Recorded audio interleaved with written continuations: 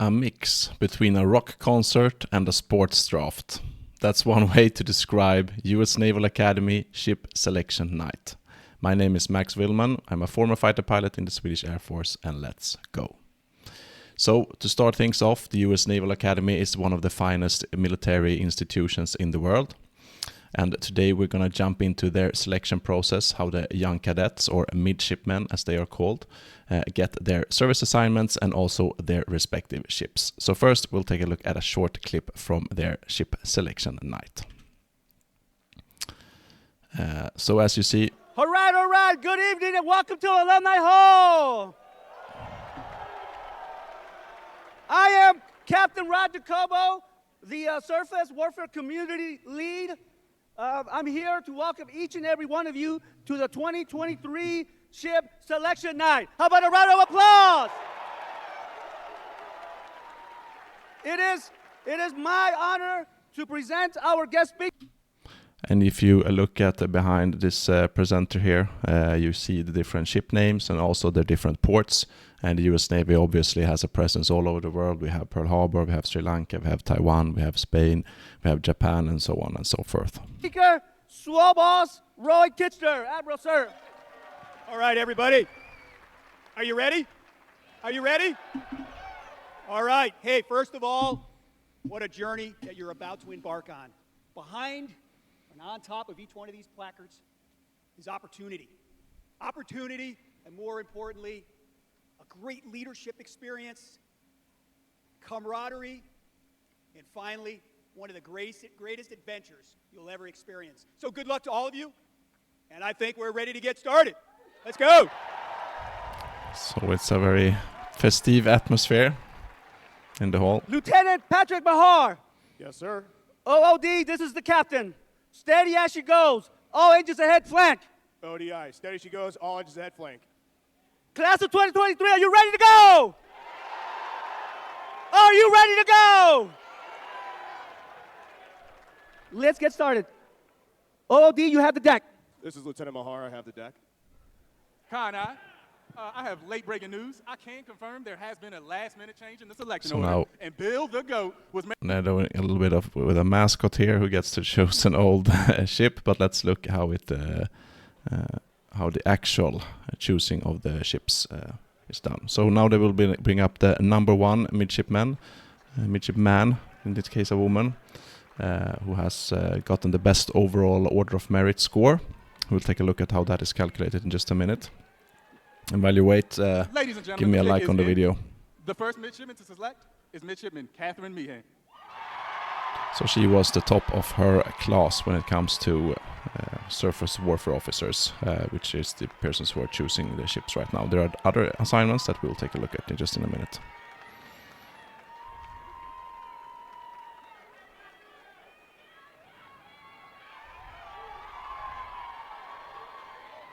She knows what to get. And with that, in the first pick of the 2023 Surface Warfare Draft, Midshipman Meehan selected USS Macon Island out of San Diego, California.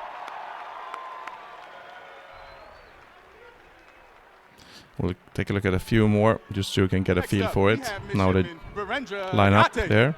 There's over 200 of them that are going to choose their ships.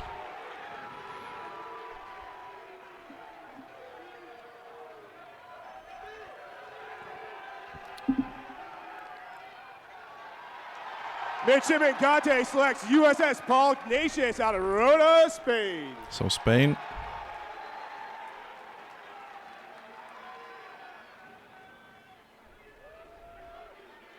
Now you see as a fun addition to the whole ship selection process.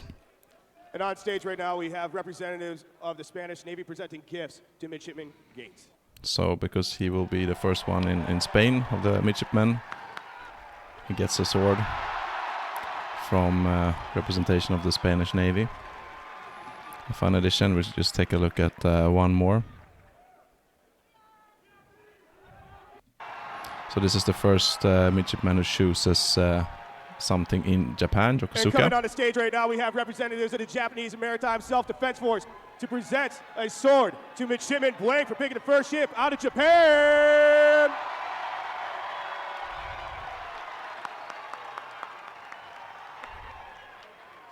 So she gets a katana. And this is how it goes on for over 200 persons. So obviously it's a big party night and a big thing. And just for everyone, so everyone understands, this is they get there, they choose the ship, and that's one they're going to spend at least a couple of years of their next life. So it's a big thing, and the better you do academically and at the academy, the higher chance, the higher likelihood of you getting your chosen your chosen ship and your chosen harbor also as well. So let's now jump over to just a little bit about the United States Naval Academy. So it's based in Annapolis, Maryland. There's at every time several hundred cadets there, midshipmen as they call them. And have a bit about the history here, where Maryland is on the map and so on and so forth. But let's talk about a little bit more of what they can choose. So after 4 years of class, there are 24 different career choices. And the number available of at each of these different career choices, obviously it changes a little bit from year to year. It's a big Navy, so the Navy and the Marine Corps needs that to decide how many there are at each part. But roughly, as I've understood it, the percentages stay roughly the same from year on to year on. A new addition is, for example, cyber warfare, which is something that didn't exist 20 years ago. When you talk about assignments, so they choose which kind of assignment they want, and then depending on their overall order of merit, the better they have, and also some aptitude when it comes to, for example, flight, submarines, etc. They need some medical things as well. 93% received their first or second assignment preference. So quite a high number who received what they wanted, or just the step below. And as I've understood it, the most competitive assignments are SEAL, which is the most difficult one, followed by the different pilot slots. So you have Navy pilot, you have a US Marine Corps pilot, and then followed by US Marine Corps in total. And then there's several other assignments that are available. And it's both US Marine Corps and the Navy. So for the Marine Corps, you have ground, pilot, and cyber. And for pilot, you have both fixed wing, fast jet. They have also, of course, helicopters. So what you get later on is decided later on.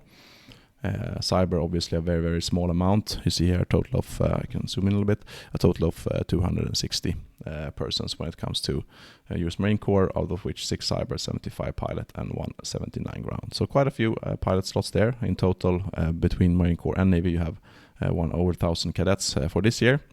So at any given time, there's roughly 4,000 midshipmen at the US Naval Academy.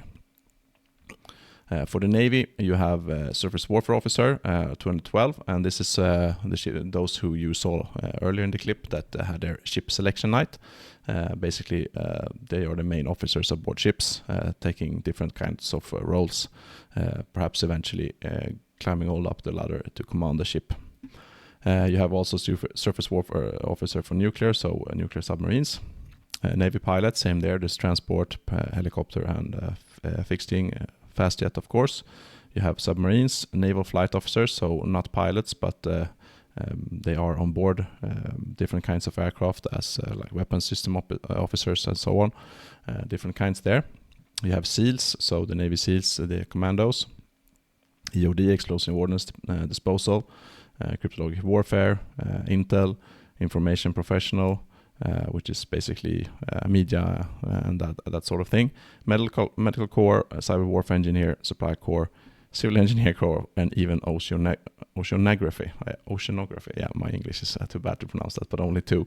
So Navy total 768, Marine Corps 260, so total 1,028. So quite a lot of midshipmen getting their assignments. As you saw, there are very, very many different kinds of career paths, and after that also they are positioned at different geographical locations, different ships, and so on and so forth. And what we looked at was the Surface Warfare Officer, their ship selection night, so roughly 200 midshipmen who got their ships. And let's take a quick look at another clip from how you get your service assignment. So preceding the ship selection night, you have your service assignment, which you get. And this is one guy who gets his service assignment. So it's in this kind of, I think it's a little bit hard to see here. Let's take a look at this clip first. So their assignments are in these kind of bottles here, and they're sitting here waiting and getting their assignments in front of the entire class. So let's just take a look at when they are called up by name, and let's see whose time it is now. This guy is filming.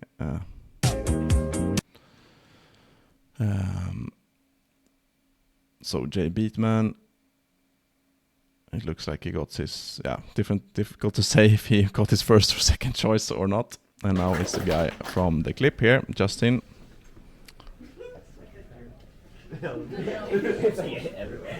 So nervous laughter.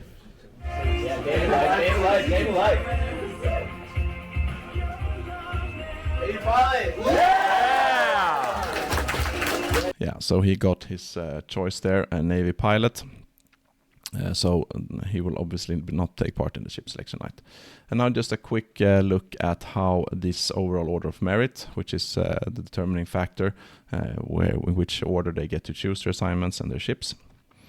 So you have, of course, academic and professional courses. These are the years here, and then in total are making up about 65%. Physical education and athletic performance, around 10% in total. So how you take part in physical education and athletic performance is 1/10. Aptitude, and this is decided if you look at note 3 here below. So aptitude is more of a instructor overview or review of your leadership skills, etc. So that takes up roughly 17%, so almost 18%. It's quite a big chunk there. And conduct, if you behave well and do as you're told, basically, and no record of you breaking rules or anything, 7.8%. So academic proficiency is obviously the most important part, but then you have several other things that matter to make up the total order of merit score. So there you have it, a small view of how the US Naval Academy, how their midshipmen, their cadets get their assignments and their ships. And if you like this, please give me a like and subscribe to my channel. That helps me grow the channel, doesn't cost you anything. And if you want to buy me a coffee, there's also links below in the description. I also have a newsletter that I send out. You can apply for that or join that. It's totally free. Also in the description below, my social media, etc. And until next time, you should, as always, fly safe.